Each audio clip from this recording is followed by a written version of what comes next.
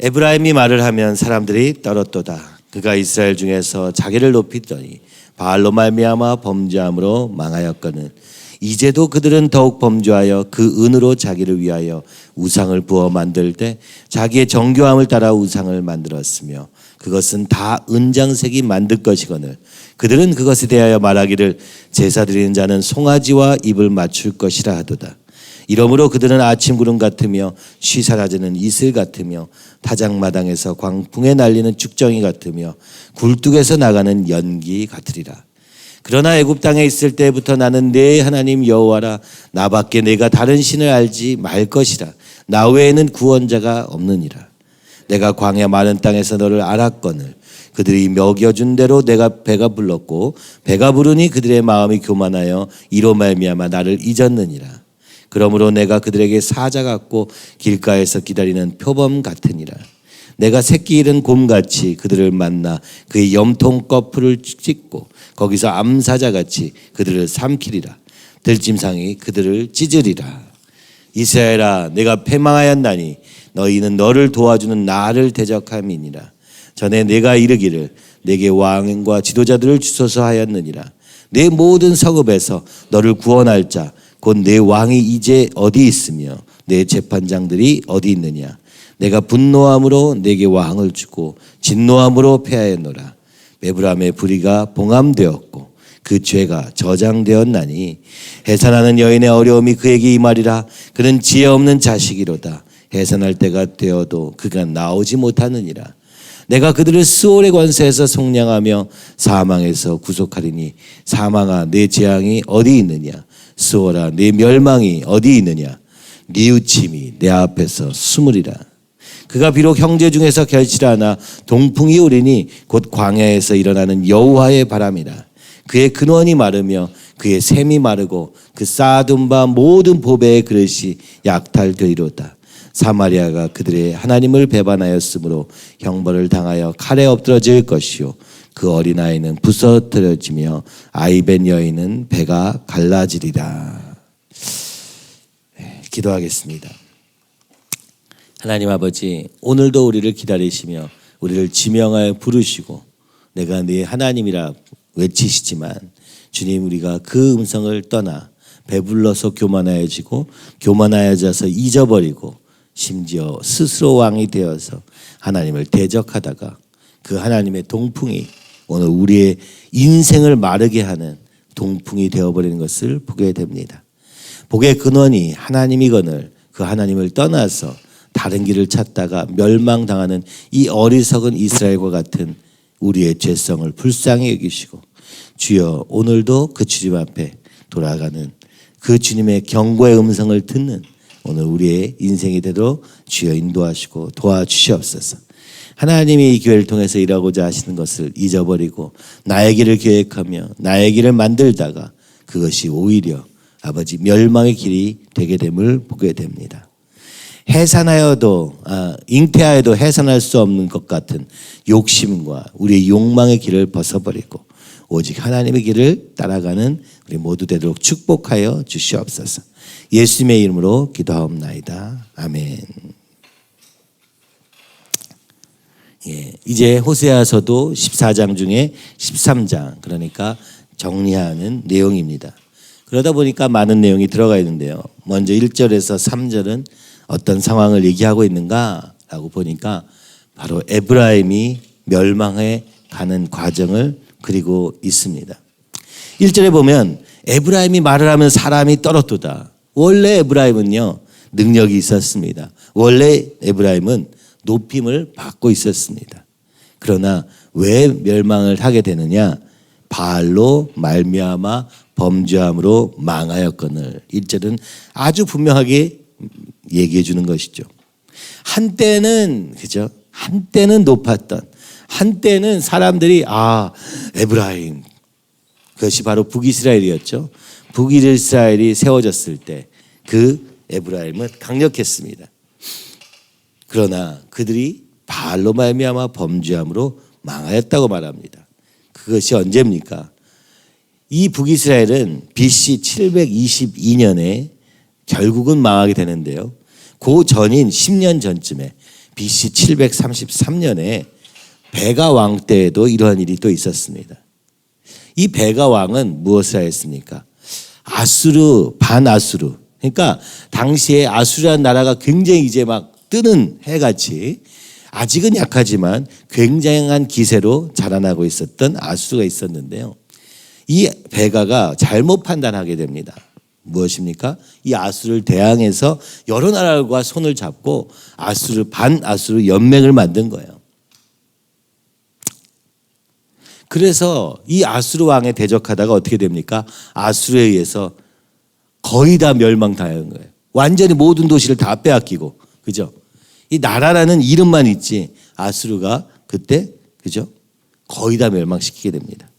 그리고 이 베가 왕은 어떻게 죽게 되냐면 바로 그 다음 왕이 되는 호세아에 의해서, 호세아의 반역에 의해서 죽게 되는 것이죠.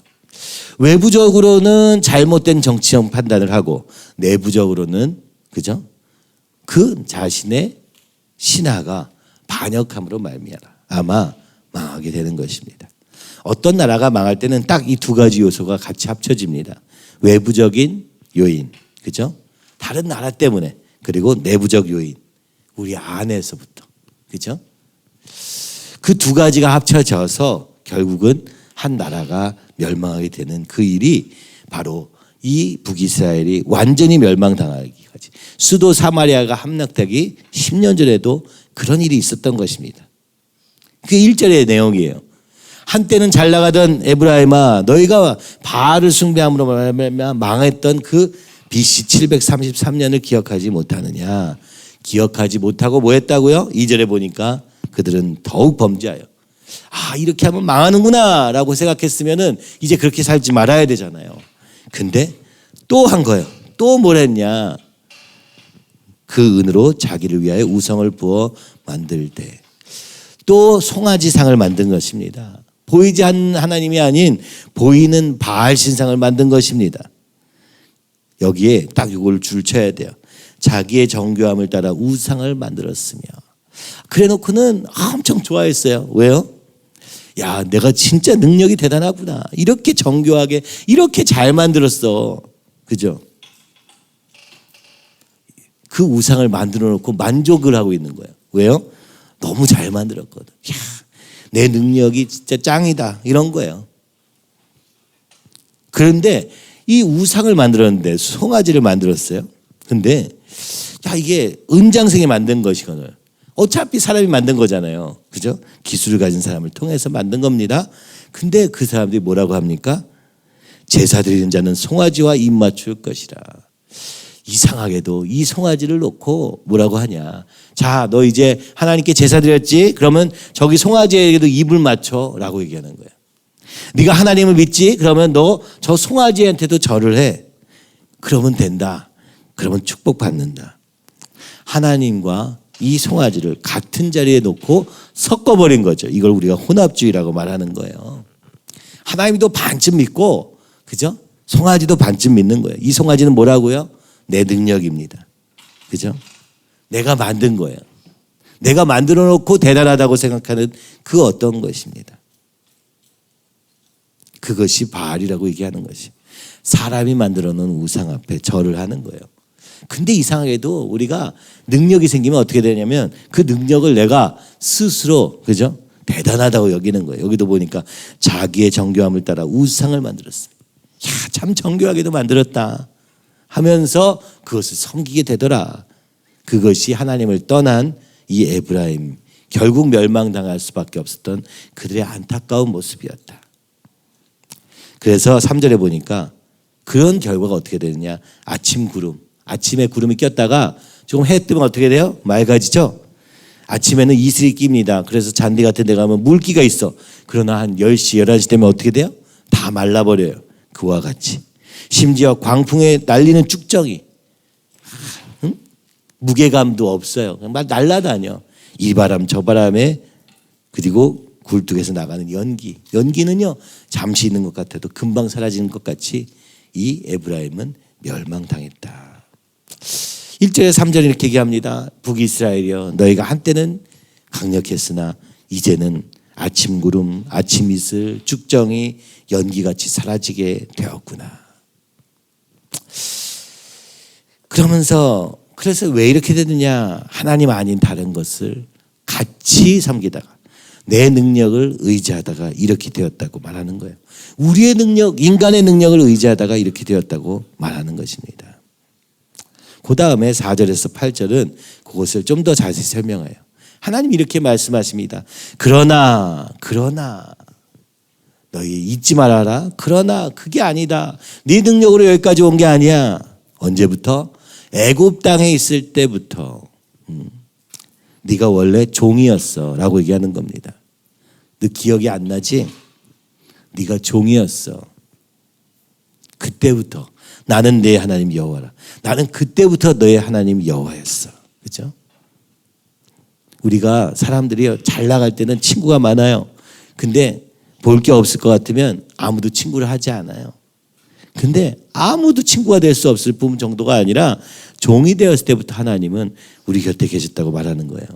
나밖에 내가 다른 신을 알지 말 것이라. 그때 얘기하지 않았니? 그죠? 십계명의 첫 번째. 나 외에는 구원자가 없느니라. 내가 너를 구원해 줄게. 그죠? 다른 신은 다 가짜야. 내가 여기서부터 보여줄게. 원래 그러니까 하나님이 이스라엘 택하실 때 종되었던 백성을 택하신 거예요. 그래서 하나님의 능력을 온 세상에 드러날 통로로 이 이스라엘을 선택하신 것입니다. 그래서 애굽의 종로를 타던 이스라엘을 부르셨던 것이죠. 5절에는 5절부터 7절까지 잘 보세요. 처음에 어땠습니까? 그들은 광야에 있었습니다. 광야같이 아무것도 없는 곳에서부터 하나님은 그들을 인도하시는 거예요. 그렇죠? 너를 알기를 언제부터? 너를 사랑하기를 언제부터? 광야에 있을 때부터. 보잘것 하나도 없을 때부터 내가 너를 보았고 그들이 먹여준 대로 배가 불렀고 그렇죠? 하나님이 만나를 통해서 그들 물을 통해서 반석 위에 물을 통해서 먹여주시고 배부르게 해주셨는데 그랬더니 어떻게 돼요? 배가 부르니 그들의 마음이 교만하여졌고 배가 부르면 어떻게 되느냐? 하나님이 우리를 배부르게 해주셨더니 그때부터 교만해지기 시작한 겁니다. 교만하여 이로 말미암아 나를 잊었느니라. 자, 광야에서부터 우리를 인도하신 하나님으로 인해서 먹여주시고 마실 것을 주시고 그래서 배불러졌어요. 그랬더니 어떻게 돼요? 교만해졌어요. 그랬더니 어떻게 돼요? 잊어버렸어요. 나를 잊었느니라. 이 풍요는 이 배부름은 하나님을 잊게 하는 결과를 가져오게 돼요. 왜 그렇습니까? 우리가 죄인이라서 그런 거예요. 누구나 그렇습니다. 배부르면 그때부터 교만해지고 아니 배부르면 그걸 내가 그렇게 만들었다고 생각하니까 교만해지는 거예요. 근데 이걸 아는 사람이 없어요. 그래서 어떻게 합니까? 그 결과는 뭐냐? 하나님을 잊어버리는 것입니다. 그러므로 내가 그들에게 사자 같고 길가에서 기다리는 표범 같으니라. 그래서 복의 근원이었던 하나님이 내 삶에 그죠? 사자와 표범같이 되었다고 얘기해요. 그러나 여기 기다리라는 표현은 아슈르예요. 아슈르라는 단어예요. 그러니까 무슨 얘기예요? 어떻게 망합니까? 북이스라엘이? 아수르에 의해서 망하거든요. 그러니까 하나님 이렇게 얘기하시는 거예요. 내가 너희를 길을 막았다라고 말씀하시지만 사실 니네가 아수르를 의지하다가 아수르에서 멸망당했지라는 것을 오늘 이 말의 방법 비슷한 단어를 통해서 얘기하고 있어요. 기다리는 아슈르. 그렇죠? 딱 들어도 아수르 같죠? 딱 듣는 순간 아는 거지. 그래 아수르에 의해서 망했지. 그래서 기다리는 표범. 뜻도 말이 되지만 표현도 진짜 우리가 무엇을 잘못했는지. 그러니까 어떻다는 얘기예요? 하나님 잊어버리면요 잘못된 판단을 하게 된다는 겁니다. 어떤 판단? 아수르를 반대하는 판단. 그죠? 그러다가 결국 그 안에서 불만이 나가지고 그래서 반역에 의해서 죽은 이 베가 왕을 기억하게 하고 그런데도 불구하고 또 다시 바알 숭배를 하다가 또 다시 이제는 아예 망하게 된 이 북이스라엘을 향한 안타까운 경고를 지금 호세아는 하고 있는 것입니다. 내가 새끼 잃은 곰같이 그들을 만나 그의 염통 꺼풀을 짚고 그렇죠? 암사자같이 그들을 삼키리라. 어떻게 됩니까? 완전히 망하게 된 거예요. 광야에서 종로로, 애굽에서 종로로 타던 우리를 광야로 이끌어 가시고 광야에서 먹을 것을 입히시고 가나안 땅까지 인도하셔가지고 여기까지 왔는데, 그렇죠? 하나님을 잊어버리는 겁니다. 여러분은 지금 이 자리에 어떻게 있습니까? 하나님의 은혜를 잊어버리고 있지는 않습니까? 하나님의 은혜를 잊어버린 백성은 망하게 되어 있습니다. 멸망하게 되어 있습니다. 오늘 내 능력으로 잘 사는 것 같습니까? 오래 못 갑니다. 그죠? 그것을 경고하고 있는 게 호세아의 안타까운 심정이에요. 그러니까 참 신기해요. 근데 그렇죠? 아니 배부르다고 교만해진다고 하나님을 잊어버리는 게 연관성이 별로 없어 보여요. 꼭 그렇게 돼야 될 것 같지 않아 보여요. 근데 우리는 그래요. 왜요? 하나님이 안 보이기 때문에 그래요. 우리가 아침에도 찬양하잖아요. 이렇게. 왜 찬양합니까? 기억하기 위해서요. 하나님이 나를 인도하셨지. 하나님이 나를 구원하셨지. 그것을 잊어버리면 다 잊어버리는 거예요. 나 외에는 구원자가 없느니라. 그래서 십계명의 첫 번째는 다른 신들을 숭배하지 말라고 하는 거예요. 왜요? 하나님이 구원하셨는데 왜 다른 것을 바라보느냐 하는 거예요. 당연한 얘기인데 우리는 그 당연한 것을 못해요. 왜요? 우리의 마음이 부패해버렸기 때문에. 그렇죠. 자, 우리의 실패 원인은 뭐냐? 하나님을 잊어버리는 거예요. 그러면 성공의 원인은 뭐겠어요? 하나님을 잊지 않는 거예요. 날마다 하나님을 붙잡는 거예요. 하나님의 은혜를 기억하는 거예요. 그 이상을 생각하지 않는 거예요. 또 내가 뭔가 좀 잘한 것 같아. 송아지를 잘 만드는 능력이 있어요. 그래도 뭔가 잘 만들어요. 그래서 만드는 건 바알신이거든요. 나를 의지하면 반드시 하나님을 잊게 된다고 오늘 우리는 보여주고 있는 것 같아요. 그리고 나서 9절에서 11절 더 근본적인 원인을 설명합니다. 이스라엘아 내가 패망하였나니 이는 너를 도와주는 나를 대적함이니라. 조금 더 자세히 설명하는데요. 하나님이 우리를 도와주셨는데 어느 순간 그 하나님을 대적하고 있다는 거예요. 이게 무슨 사건이었느냐. 9절에서 11절은 이 얘기를 합니다. 너희가 그때 왕을 달라고 했었지. 지도자를 주세요라고 했었지. 하나님이 우리의 왕이신데 그죠? 왜 왕을 달라고 하는가? 이것은 사무엘 상에 있는 내용이거든요. 그 당시에 세상에 왕이 없는 나라가 없는 거예요. 근데 이스라엘은 왕이 없었어. 그럴 만큼 힘이 세지도 않았어요. 사사기의 시대를 지나가고 있었잖아요. 사사들을 통해서 하나님의 말씀을 대언하는 자들을 통해서 나라가 움직이고 있었어요. 근데 이스라엘 백성들이 자 이거 가지고 안 되겠습니다. 우리도 다른 나라 왕들과 같이 왕을 좀 있게 해주세요. 그게 어디냐면 사무엘상 8장 19절 20절에 백성들이 이렇게 얘기합니다. 사무엘이 아무리 얘기해도 듣지 않아요. 말을 듣기를 거절하면서 이르기를 아니로소이다 우리 그도 왕이 있어야 하리니. 이 전에가 무슨 내용이었냐면 사무엘상 18장에는 사무엘이 설명하는 거예요. 너희가 왕을 계속 구하는데 왕이 어떻게 그죠? 너를 어떻게 부려먹을 수 있는지 어떻게 빼앗을 수 있는지 다른 나라 왕들이 어떻게 하고 있는지 자기의 배를 위해서 다른 사람들을 권력으로 막 이용해 먹는 그 나쁜 습관들이 우리 안에 있기 때문에 또 이렇게 될 수 있다고 경고해요.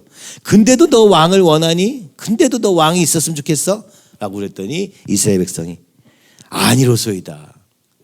아닙니다. 그래도 우리는 왕이 필요합니다. 라고 얘기하는 거예요. 우리도 왕이 있어야 하리니 우리도 다른 나라들 같이 되어서 다른 나라들 같이 왕이 좀 있었으면 좋겠어요. 무슨 얘기예요? 이 나라가 이렇게 힘이 없는 건 왕이 없어서라는 얘기예요. 우리의 왕이 우리를 다스리며 다른 나라들 같이 왕이 있어가지고 우리를 다스리고 우리 앞에 나가서 우리의 싸움을 싸워야 할 것이니라 하는지라.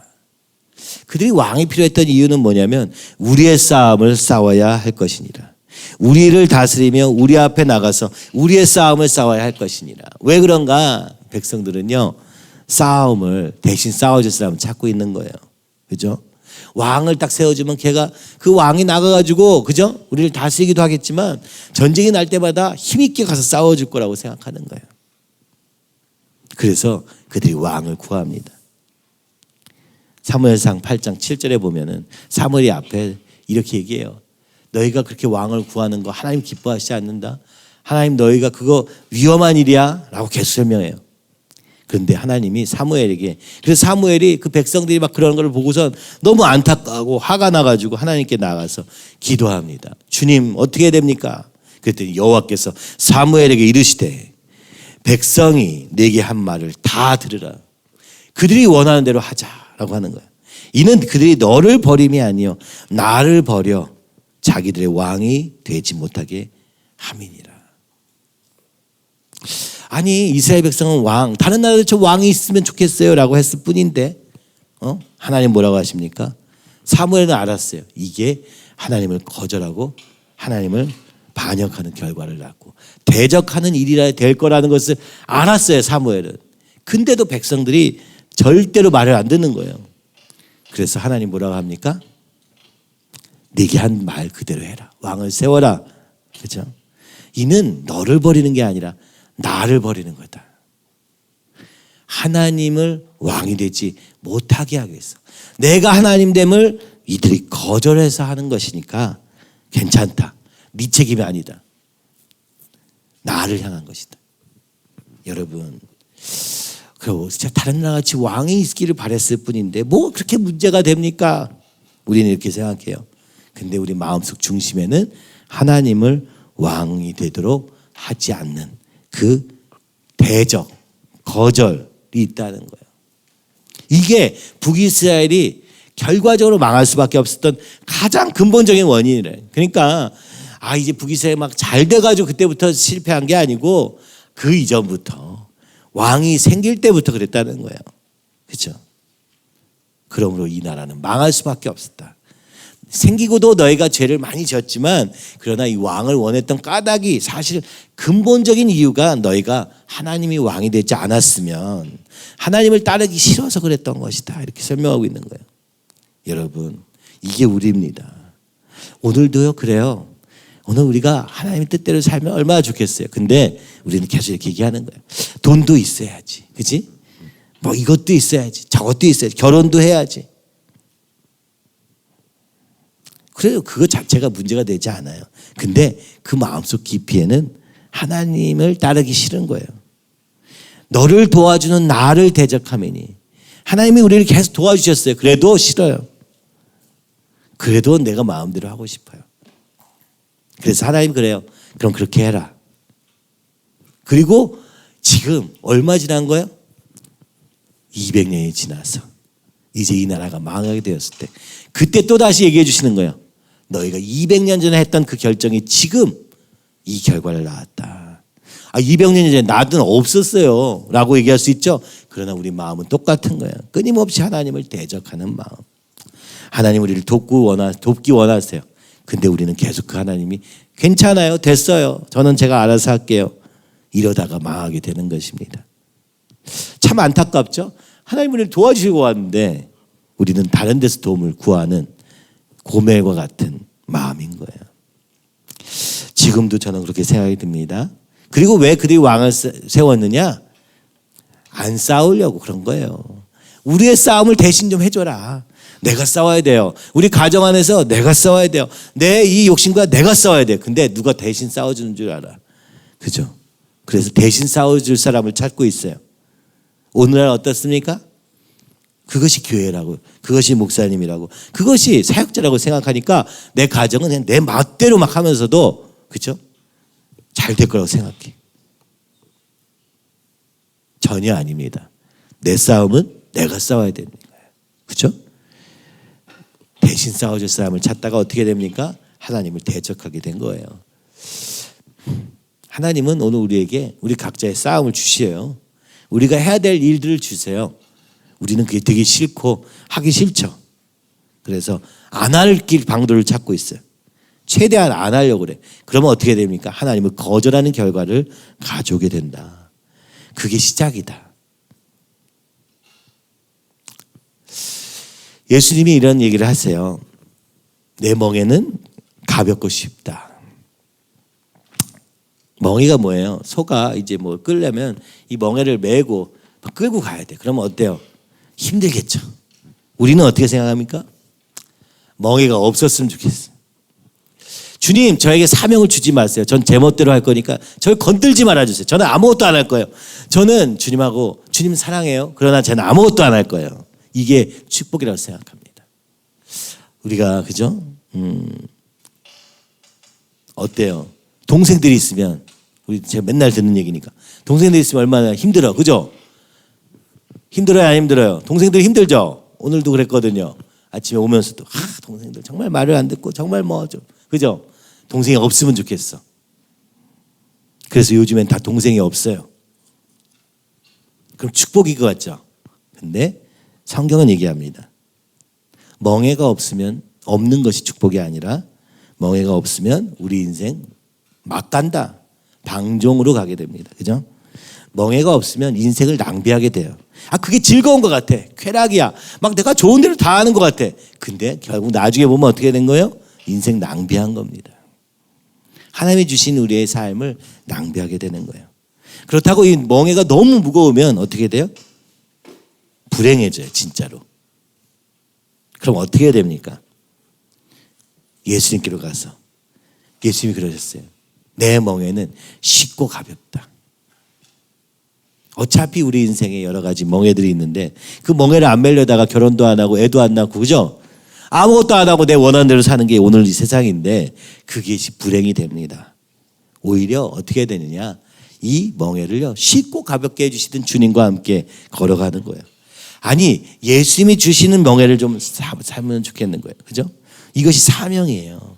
그 사명은 너무 힘들어 보여. 아직 불가능해 보여. 그러나요 그것이 우리를 살리는 길이 됩니다. 왜냐하면 주님이 먼저 그 멍에를 다 지셨기 때문에, 그리고 주님이 그 모든 과정에 도와주시기 때문에 내가 멍에를 진 것 같은데 사실은 가벼워. 실제로 접으면 가벼워요. 근데 지기 전에는 어때요? 아우 저거는 안 되겠다. 내가 무슨 복음을 전해. 그냥 나는 나 혼자 잘 살지 뭐. 내가 뭐 사명 뭐 이런 거 필요 없어. 나는 주님 그냥 교회만 다닐게요. 여러분 이렇게 되면 어떻게 되느냐? 우리가 잘하지 못하게 되는 거예요. 그죠?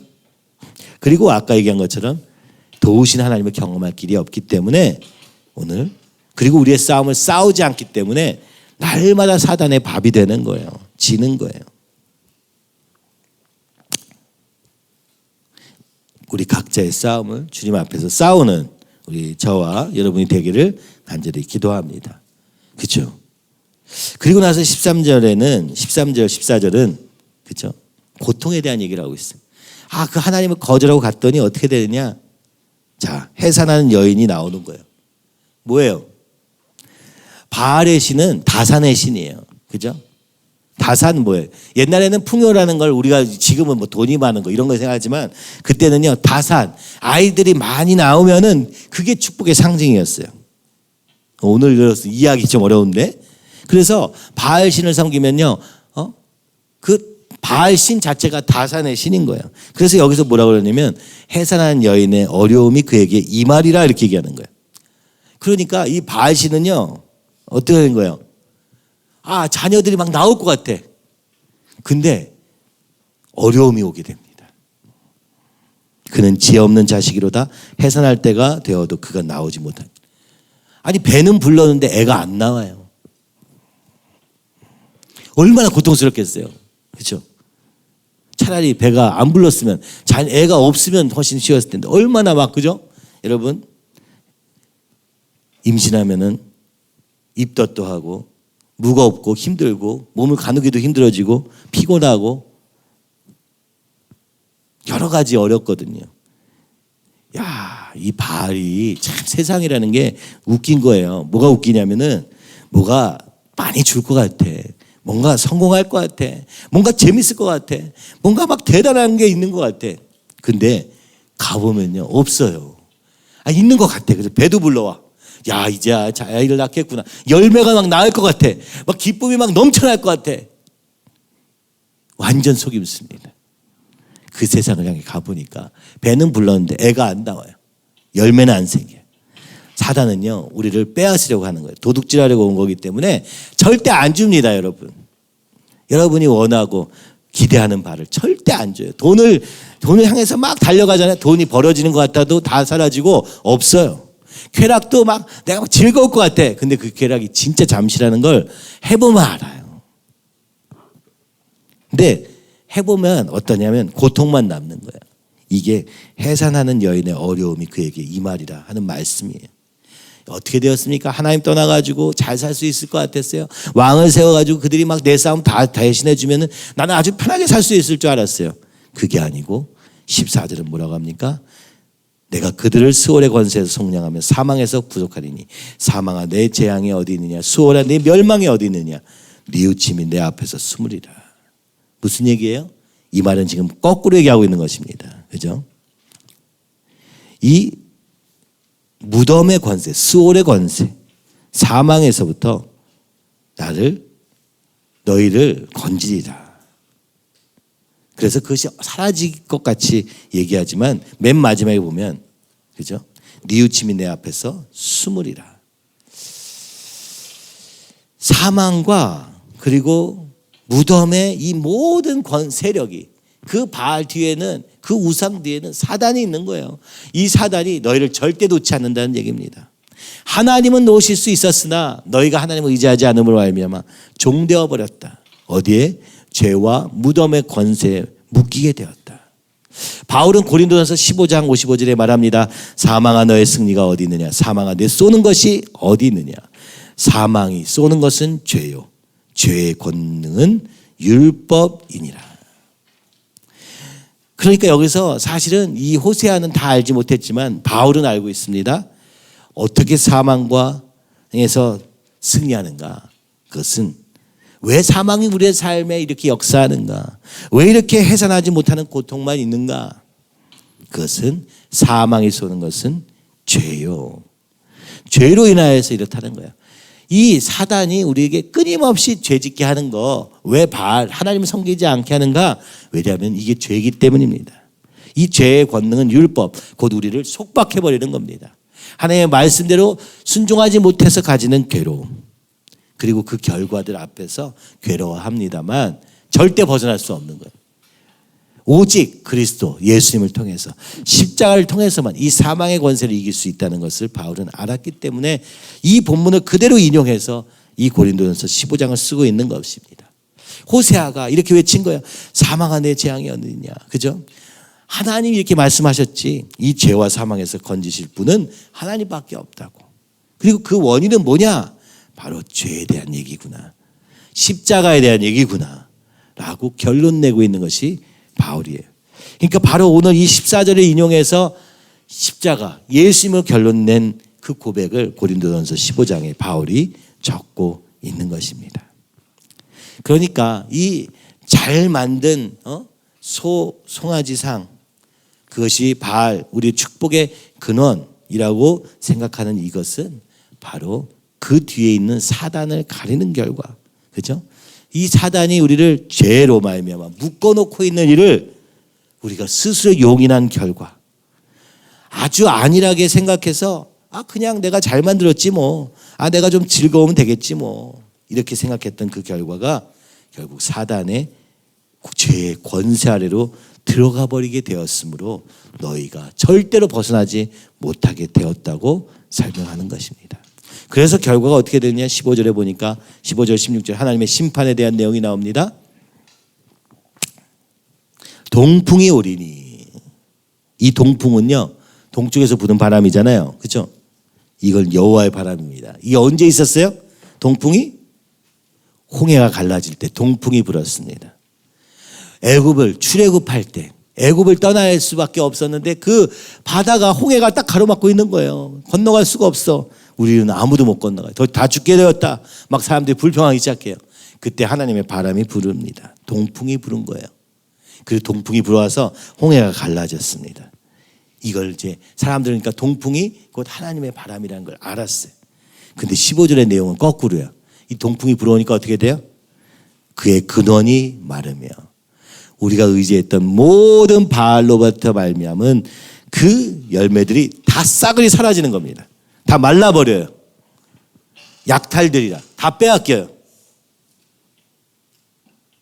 사마리아가 그들의 하나님을 배반하였으므로 형벌을 칼로 죽게 되고, 아이는 부스러지며 아이 뵌 여인은, 그죠? 해산하지 못한 채 죽게 된다. 이것이 하나님을 떠난 우리 바알을 섬긴 결과라고 얘기합니다. 그러니까 무슨 얘기를 하고 있는 것입니까? 하나님을 떠난 죄의 결과는 고통과 사망에 이른다는 것이고 우리 인생의 궁극적인 문제도 바로 이 죄에 있다는 것을 얘기하고 있는 거예요. 그런데 어떻게 하고 있습니까? 하나님을 아예 과거에 묻어버린 거예요. 옛날엔 그랬지 뭐. 내가 구원받을 때 이랬지 뭐. 여러분 지금도 그렇죠? 사랑방하고 여러분 대화할 때 하나님 얘기하면 언제 얘기해요? 맨 처음 얘기합니다. 내가 그때 은혜 받았을 때 은혜 받았던 적이 있었어. 지금은 아니야. 지금은 아니기 때문에 과거 얘기밖에 할 게 없는 거예요. 오늘 내가 하나님 앞에서 이 구원받은 감격을 붙잡고 있지 않기 때문에 과거 얘기밖에 못하는 거예요. 이스라엘도 그랬던 거예요. 애굽에서 건지신 하나님의 얘기를 왜 이렇게 쓰고 있느냐? 모세오경을 왜 달달 외워야 되느냐? 까먹기 때문입니다. 내가 종됐던 자리에서 구원하신 하나님의 그것이 안 보이기 시작해. 언제요? 배부를 때. 그래서 모세는 모세오경을 통해서 너희가 이걸 반드시 기억해라. 어디 가서든지 이걸 기억해라.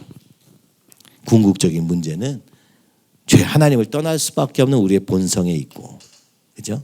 궁극적인 문제는 하나님을 떠난 데 있고, 하나님의 과거에 묻어버린 우리는 무엇을 합니까? 부수적인 거, 그죠? 헛된 것에 집착하기 시작합니다. 저는 이게 사명을 잃은 자의 결론이라고 생각이 들어요. 사명을 잃어버리면 모든 것을 잃어버리게 됩니다. 오늘날 우리가 은혜를 많이 받아도 소용이 없더라고요. 복음을 전하기 위해서 내 삶을 드리고 다른 사람을 섬기기 위해서 내 삶을 드리지 않는 한 어떤 사람도 끝까지 갈 수가 없어요. 그러다 보니까 오늘날 시대에서는, 그죠? 진짜 하나님을 사랑하면 신학교를 가게 되고 목회를 할 수밖에 없어요. 그 길밖에 없는 것처럼 보여지기 때문에 그래요. 세상에 나가서 돈 벌 때는요, 세상의 원리만 따르는 거예요. 그냥 돈의 원리만 따르는 거예요. 그냥, 그렇죠? 사람들과 경쟁하면서 더 많이 가지려는 그 경쟁의 시대에 들어가 버리는 거예요. 그리고 거기서 하나님의 영광을 나타내겠다고 말은 하지만 실제로는 하나님과 상관없이 살게 되는 거예요. 하나님을 떠나는 순간이 죄라고 말했는데 하나님을 떠나고도 괜찮을 거라고 착각합니다. 그래서 우리의 삶에 이 사망의 권세가 끊어지지 않는 겁니다. 이 뒤에 보면은 이재호 목사님이 쓴 방황의 시대 방향이 되다라는 책의 내용이 나와 있어요. 한번 보면 이렇습니다. 중간쯤에 이러한 기술의 발전이나 부의 권력으로 자신의 위대함을 증명하는 사람들이 있다는 거예요. 오늘날 이제 기술이 발전하니까 이 기술 또 돈이 많이 벌 수 있는 세대가 되니까 권력을 가지고 인기를 가지고 자기 위대함을 증명하는 사람들도 있습니다. 근데 그런 사람들이 바로 불행을 자초하는 사람들인데요. 그거보다 더 무서운 사람들이 있다는 거예요. 그 사람이 누구냐? 스스로 규범이 기준이 되어 신의 자리를 차지하려는 사람들. 무슨 얘기냐? 내가 기준이야 라고 생각하는 사람들이라는 거예요. 이건 어떻게 된 사람들이냐? 외부로부터 주어지는 어떠한 객관적 기준. 이게 뭐예요? 성경을 얘기하는 겁니다. 그죠? 가장 외부로부터 주어지는 강력한 권위는 객관적 기준 성경이에요. 그죠? 다른 사람 말 하나도 안 들어. 그리고 뭐예요? 내 결정만 믿어요. 그래서 스스로 성을 선택하겠다고도 한다. 내가 남자냐 여자냐 내가 결정하겠다는 거. 하나님이 주어진 성을. 그죠? 그리고 개인의 느낌이 권위의 최고의 원천. 내 느낌이 가장 중요해. 내 기분이 안 좋아. 그럼 틀린 거야. 내 느낌이 좋아. 그럼 맞는 거야. 선과 악은 각자가 어떻게 느끼냐에 따라 결정된다고 주장한다. 이것이 지금 오늘 시대라고 얘기하는 거예요. 어떤 사람은 자기 능력, 아까 봤죠? 야, 내가 송아지를 정말 정교하게 잘 만들어. 이렇게 자랑하다가 하나님을 잊어버리고. 근데 이제는 어떤 사람들까지 생겼느냐? 이제 아예 적극적으로 하나님을 거절하고 대적하고 스스로 왕이 되어야겠다고 외치는 시대를 살고 있다. 이것이 우리의 인생을 방황하게 만들었다라고 얘기합니다. 요 또 밑에 보면 어윈 루처. 그죠? 그는 이렇게 말합니다. 죄는 표면적으로 늘 다른 모습과 이름으로 위장해서 주님이 계셔야 할 곳에 침입해 또아리를 튼다. 죄라는 것은 항상 똑같은 모습이 아니에요. 시대에 따라 다른 모습으로 나타나는 거예요. 그죠? 이때는 왕을 세우는 문제였어요. 오늘은 어떤 문제일까요? 우리가 적극적으로 하나님을 의지하고 하나님만 의지하는 삶이 아니면 오늘날 시대에는, 그죠? 스스로 하나님이 될 수 있는 시대라고 외치는 세대니까 말씀을 떠나기가 너무 쉬운 세대예요. 그렇죠? 교회 안에서도 그렇죠. 바로 이것이 우리를 망하게 하는 것입니다. 하나님이 우리에게 주신 사명, 이것을 놓치고도 괜찮을 줄 알아요. 나는 잘할 수 있을 거라고 생각해. 그런 사람은 없습니다. 그러니까 어떻게 보면요, 교회는 이래서 필요한 거예요. 가정은 이래서 필요한 거예요. 그 자리가 힘든 그 자리가 필요한 거예요. 누나 형아로서 힘들죠. 동생으로서도 힘들어요. 그러나 그 자리가 필요한 거예요. 그 속에서 주님을 만나게 되는 거예요. 그 속에서 예수님이 주신 나의 멍에라고 믿고 그 자리에서 주님을 의지하기 시작할 때 그 멍에가 가벼워지는 것입니다. 복음을 전하는 것, 사람을 세우는 것, 자녀를 키우는 것, 이 모든 것이 하나님이 주신 멍에, 예수님과 함께 지는 멍에가 될 때 그때 이것이 가벼워지기 시작해요. 없어지는 게 아니라 가벼워지기 시작해요. 그리고 그 가볍게 움직일 수 있는 힘이 생기기 시작하는 거예요. 그렇죠? 오늘날 왜 무기력에 빠집니까? 왜 우울증에 빠집니까? 할 일이 없어서 그래요. 그렇죠? 오늘 무슨 얘기예요? 목표를 잃어버려서 그래요. 하나님이 우리를 치셨고 하나님이 우리와 함께 하시며 하나님이 오늘도 우리의 걸음을 인도하셔서 오늘도 하나님이 허락하시는 우리의 삶의 그죠? 과제들을, 의무들을 해나갈 때 오히려 인간이 인간다워지는 것이지, 의무를 다 갖다 던져버려버리고 나는 그냥 나 혼자 즐거운 것만 하며 살겠다고 생각할 때 인생이 피폐해지는 것입니다. 여러분 막 세계 여행을 다니는 막 유튜버들 있죠. 보면 어때요? 막 부럽죠. 처음엔 부러운데 저는 보면 너무 불쌍해. 오늘도 또 나가야 되네. 그렇죠? 잠깐 가서 노는 것과 맨날 그게 일이 돼서 하는 게 같을까요? 그것도 멍해가 될걸요. 우리는 끊임없이 오늘은 편하게 살고자 즐거움만 찾으려고 살려고 합니다. 근데 그렇게 되면 어떻게 된다고요? 북이스라엘이 그랬던 것처럼 하나님을 떠나게 돼요. 내가 어디서부터 건진 받았는지도 잊어버려요. 그러니까 하나님 떠나는 건 너무 자연스러운 결과예요. 그리고 그래서 복의 근원이 되리라 하셨던 약속의 말씀이 오히려 복은커녕 내 하나님을 떠난 결정, 죄로 말미암아 심판의 자리에 놓일 수밖에 없는 안타까운 현실에 있습니다. 여러분 오늘 본문이 조금 많은 내용을 담고 있어서 길어졌습니다만은 우리가 기억해야 될 것은 이것입니다. 주님 밖에는 살 길이 없다. 예수님 안에서 우리의 삶을 살지 않으면 그 결과는 혹독하게 치러질 것이다. 그것이 당연하다. 왜요? 이미 우리가 하나님을 떠났기 때문에. 하나님을 떠난 상태를 죄라고 말하고 죄의 결과는 사망을 향할 수밖에 없는 이유는 오늘도 죽음과 사망의 권세를 가진 이 사단이 우리를 속이고 있기 때문에, 그렇죠? 열매 맺게 할 것 같지만 결국은 열매는커녕 그냥 임신의 고통만 가지다가 끝나게 되고 결국에 심판을 받아 배가 갈라지리라, 이렇게 끝날 수밖에 없는 인생의 처참함을 보여주고 있는 것입니다. 그러나 소망은 이것입니다. 그러나 애굽 땅에 있을 때부터 나는 네 하나님 여호와라. 나 외에는 구원자가 없느니라. 요 한 가지 사실을 얘기해 주기 위해서인데 이걸 안 해가지고 지금 거꾸로, 그죠? 멸망당할 수밖에 없는 얘기를 길게 할 수밖에 없는 이 인간의 어리석음, 그죠? 오늘도 이 말씀을 붙잡으면, 주님의 말씀을 붙잡으면 애굽 땅에 있을 때부터 나는 내 하나님 여호와라. 나밖에 내가 다른 신을 알지 말 것이다. 그렇죠? 그러지 않으면 계속 이 다른 신들이 자기가 하나님이 되려고 하는 거예요. 내가 하나님 되려고 하는 거예요. 나 외에는 구원자가 없느니라. 그 말씀이 참인 줄 믿고 그 주님 안에서 살 때 우리의 삶에 소망이 있는 줄 믿습니다. 자, 우리 이제 기도하시겠습니다. 주님 인도하여 주시옵소서. 하나님 이 교회를 세우신 하나님의 뜻이 있는 줄 믿습니다. 그 하나님 그것을 붙잡고 살길 원합니다. 나로 말미암아 내 계획, 내 판단 이런 거 말고 주님이 우리를 향한 계획을 알기 원합니다. 200년 전에 하나님을 떠나기로 결정했던 이스라엘과 같은 어리석은 왕을 구하는 삶이 아니라 오늘 이 땅에 우리를 애굽에서부터 알고 인도하신 그 하나님의 은혜를 기억함으로 그 은혜 안에서 예수님의 멍에를 지고 함께 걸어가는 이 십자가의 길을 주님과 함께 가볍고 쉽게 걸어감으로 말미암아 우리의 삶에 원래 하나님의 축복이, 그리고 우리의 삶이 복의 근원이 되어 세상에 아버지 삶의 소망이 되는 놀라운 역사가 있기를 소원하오니 주여 인도하여 주시옵소서.